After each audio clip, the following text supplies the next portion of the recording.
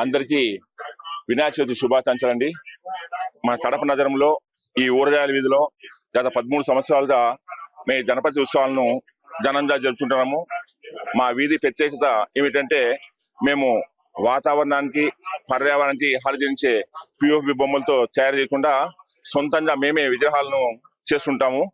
గతంలో సిమ్ కార్డులతో SIM card Ganapati, దూతితో దూది గణపతి అని, లడ్డుతో లడ్డు గణపతి, మిల్లెట్స్ తో మిల్లెట్స్ గణపతి అని ఇలా 10 విధాలుగా మేము అంటే నీళ్ళల్లో కలిసిపోయే విగ్రహాలను మేము గతంలో తయారు చేయడము. ఈ సంవత్సరం కూడా మన గణపతి ఉత్సవాలను ఘనంగా జరుపుకోవాలనే ఉద్దేశంతో మన 12 అడుగుల మట్టి గణపతిని కలకత్త నుంచి సలహాదారుని పిలిపించి ఈ విగ్రహాన్ని ఈ విగ్రహంకు మాకు దాదాపు 75,000 రూపాయలు ఖర్చు అయింది.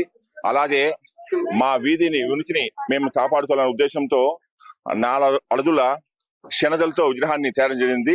ఈ విగ్రహంలో మాకు మట్టితో పాటు దాదాపు 30 కిలోల శనగలు వాడడం జరిగింది.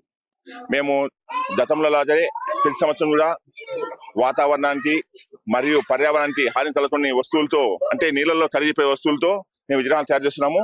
గతంలో అలాగే చేస్తాం, ఈ సంవత్సరంలో అలాగే చేస్తున్నాము మేము.